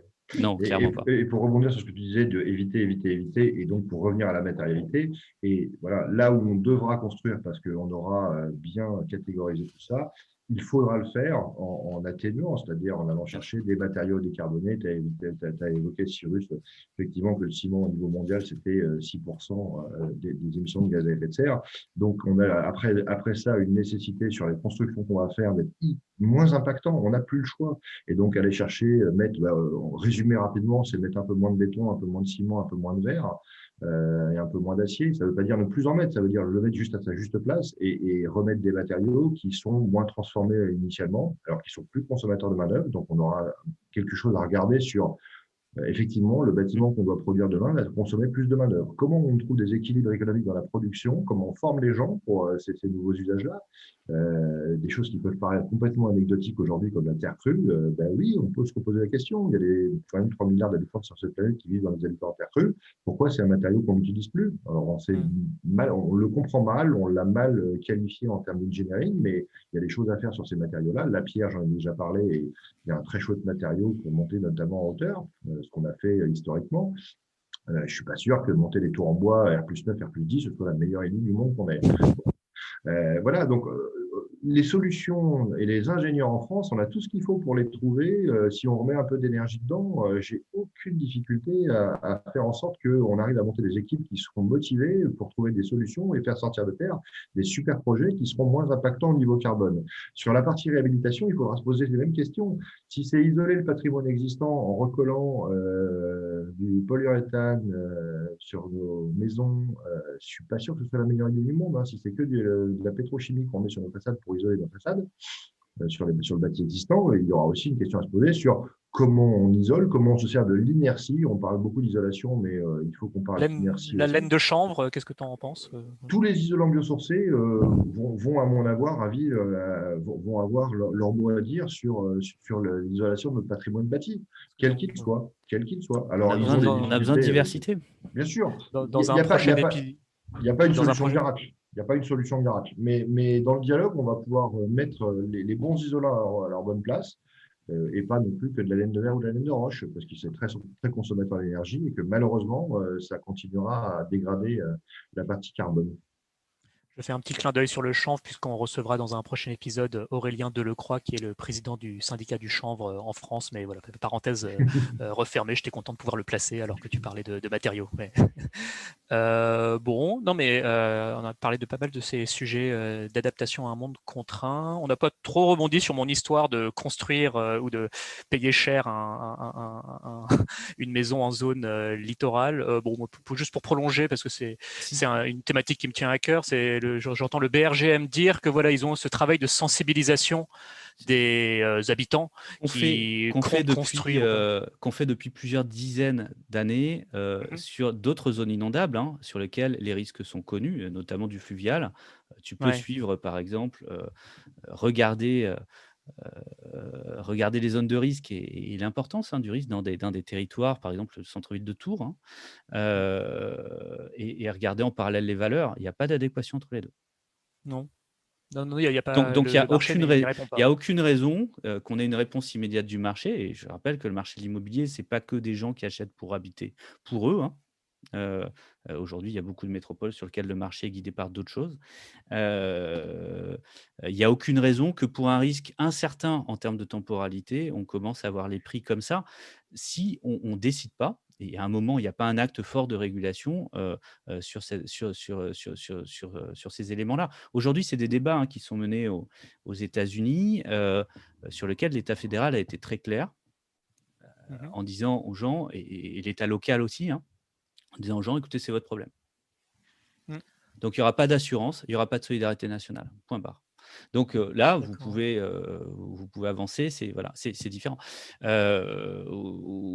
y a des travaux, hein, qui sont importants, qui sont menés, il y a la prospective, il y a un travail juridique qui est mené sur ces questions-là. Il y a de l'innovation juridique d'ailleurs qui est menée là-dessus, et qui est vraiment intéressante de façon à mener des formes d'expropriation progressive, hein, pour une reprise en main, de ces littoraux-là. Mmh. Moi, je t'invite à regarder ce qui se passe à Lacanau. Il y a vraiment des trucs, intéressants, mais on voit qu'on est au début des choses et ça reste très technique, c'est pas encore public. Oui, en effet, il y a là, mais il y a plein d'autres endroits où on est déjà dans ce cas-là depuis très longtemps et on a une visibilité qui est beaucoup plus nette, que sur, les franges littorales et on a eu déjà beaucoup de mal à le gérer. Ouais, je vois au moins 3 cas de figure sur cette question-là. Il y en a un qui est par exemple, le delta du Golo en Corse, où c'est une très très très longue bande côtière où on a construit, alors pas trop bétonné, mais quand même, il y a pas mal d'habitations, et on va pas endiguer tout le littoral. Donc là, voilà, il y a quelques décennies, la mer était à des dizaines de mètres. Là, les gens sont pas loin d'avoir les pieds dans l'eau, donc il va falloir de toute façon évacuer. Un autre cas de figure, c'est quand on peut endiguer. Alors ça, je trouve ça plutôt bien anticipé par les collectivités dans leur plan de submersion marine, parce que juste, je sais pas quoi, sur des côtes normandes ou autres, il y a juste trop de bâtis près du littoral, donc on va essayer d'endiguer jusqu'à, j'imagine, ne plus pouvoir. Et puis un autre cas de figure qui est des zones qui vont être submergées, qui sont pas trop habitées. Il y a évacué, je ne sais pas, dans telle zone, 6 ou 7 maisons, et tôt ou tard, il va bien falloir le faire parce que la mer est partie pour monter potentiellement pour des siècles. Donc, tôt ou tard, bon, et c'est peut-être l'opportunité de laisser la mer reprendre sa place, souvent dans des zones de terre d'ailleurs qui ont été gagnées sur la mer. Donc là, on laisse la mer reprendre sa place. Ça offre des opportunités de renaturation du paysage, de retour éventuellement de la biodiversité. Enfin, c'est le genre de truc qu'expérimente le conservatoire du littoral. Mais en tout cas, voilà, le bâti en littoral. Alors, je pense qu'il y a des zones ailleurs dans le monde où c'est un peu anxiogène, des villes comme Le Caire ou le New York ou quoi, où l'eau monte de quelques dizaines de centimètres et c'est bon. Là, en France, j'ai l'impression que c'est plutôt quelque chose qu'on va pouvoir prendre sereinement, où voilà, c'est pas non plus Oh, lieu d'être trop Ok, alarmiste. parle-en aux élus alors, locaux, hein. Franchement, c'est pas du tout ça. Non, non, non, non. j'y crois Moi, pas. je Ouais. Vas-y, vas-y. Ah non, non, non, non, Allez-y, non, allez-y. mais Non, mais c'est un sujet en soi. Moi, je veux bien ouvrir le sujet. Il est absolument passionnant, mais c'est un et là, à mon sujet en avis, soi. Mais on a des territoires sur lesquels, très clairement, il y a des impacts qui sont importants, sur lesquels on ne peut pas postuler le fait qu'on a des infrastructures et de l'endiguement, qui permettent de protéger. C'est faux.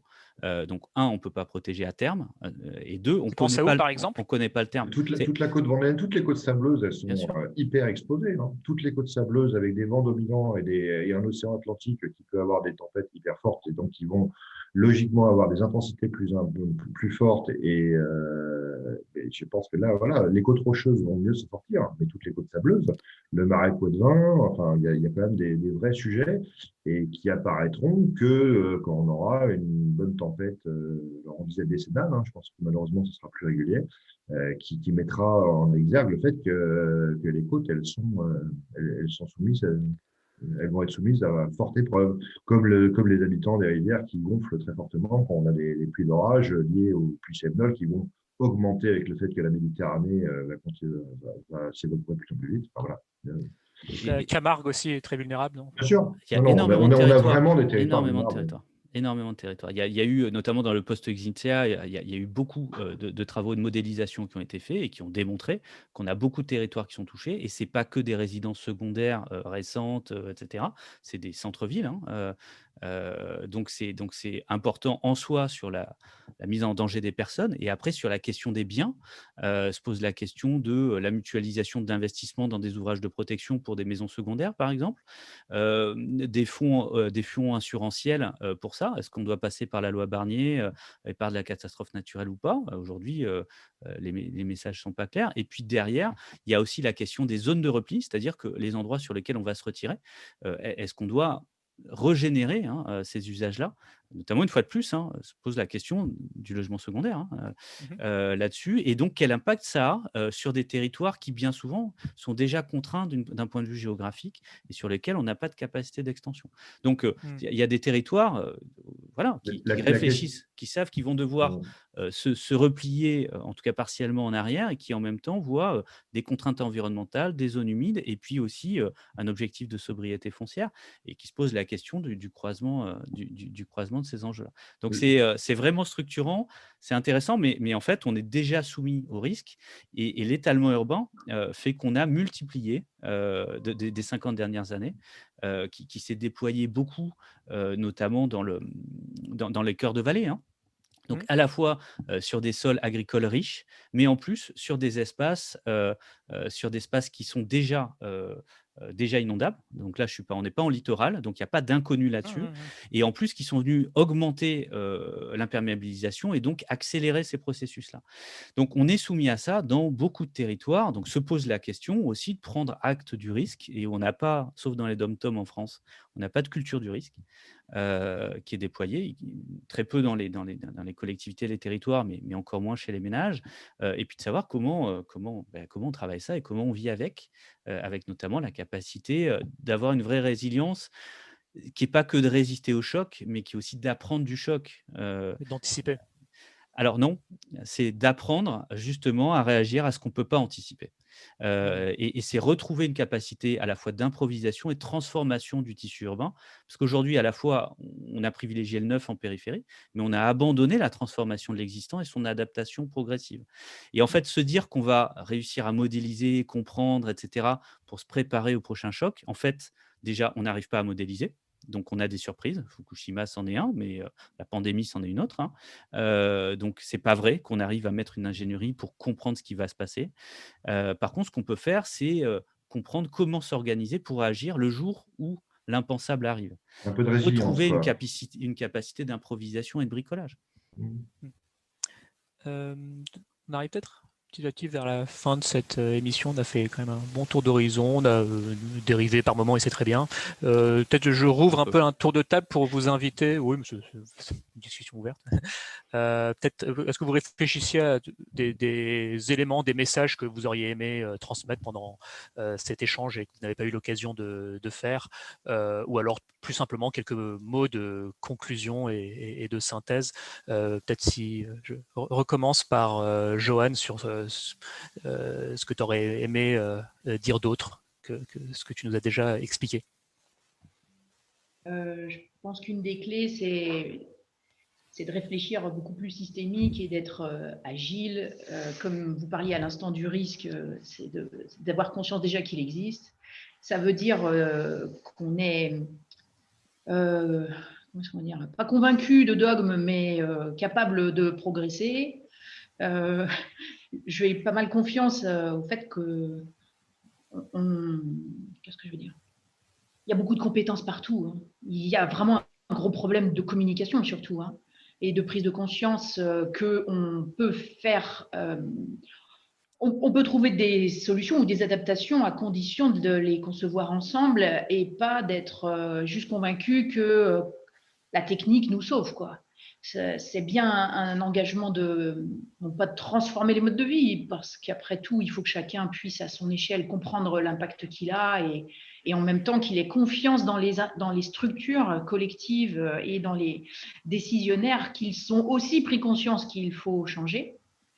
Donc, à défaut d'être dans une recherche de coupable ou d'accuser des responsabilités, il y a quand même à simplement s'y mettre, quoi. Et donc accepter avec humilité qu'on n'a pas les réponses seuls, quoi. Et quand on travaille avec des décideurs ou des politiques, Ils ont des process, ils ont des budgets, ils ont été élus pour décider pour les autres, ils se sentent légitimes et s'ils sont mal inspirés, rien ne bouge et ça fait quand même 30 ans. Alors, j'ai quand même une confiance dans la démocratie et dans le fait qu'il y a aussi là un renouvellement et que sur cette base-là, à consulter l'ensemble des acteurs, à ne pas penser que l'on sait déjà, à essayer d'accepter que la technique ne nous sauve pas tous les matins et qu'on peut continuer du coup à faire comme on pratique déjà. Donc je dirais une sorte de confiance dans l'humain, ça paraît très bête. En tout cas, une confiance dans le fait qu'on, c'est pas par la technique qu'on sauve les choses, mais plutôt par le faire ensemble et par l'écoute réciproque pour ensuite agir, puisque c'est la décennie qui le veut, après toutes ces années où on s'est regardé faire en se disant que c'était un peu la faute de l'autre. Bon, si c'est un message, ce sera celui du collaboratif peut-être, comme piste pour y arriver. Merci. Si on poursuit par Sylvain, avant de conclure par Renaud, qui est après tout celui qui a monté cet échange et qui nous a tous réunis. Mais je t'en prie, Sylvain. Vas-y. Non, mais clairement. Non, mais enfin voilà, l'appel à mobilisation, le nouveau rôle de l'élu. Et moi, je suis assez optimiste là-dessus. Voilà, je trouve qu'il y a des écoutes beaucoup plus ouvertes ces dernières années. Alors, pas de tous, évidemment, mais peut-être de toutes, pour le coup. Il y a aussi l'irruption de femmes dans le système qui fait du bien. Moi, je voulais juste, peut-être, enfin, si on a parlé beaucoup de contraintes. Enfin, il y a une bifurcation nécessaire, il y a de la contrainte, mais moi, je voulais juste finir par l'envie, parce qu'à la fin, si on est obligé de construire une ville frugale, une ville proche, donc une ville pour tous, et en plus une ville résiliente, à la fin, c'est juste une ville qui est plus vivable. Enfin, je veux dire, c'est la ville qu'on devrait faire, même si on n'était pas obligé de le faire. Donc, il y a un moment, se mobiliser par l'envie, c'est aussi important. Et c'est pas qu'un discours, c'est que finalement, cette ville agréable dans laquelle simplement les gamins peuvent aller à l'école en vélo et jouer dans la rue, voilà, c'est ça dont on a envie pour tout le monde. Hein, donc allons-y. Oui, il y a quelques renoncements. Peut-être qu'on va avoir moins de voitures, peut-être qu'on va mettre plus d'isolants biosourcés, etc. Est-ce que vraiment c'est du renoncement? Pas vraiment, en fait, ça donne juste envie.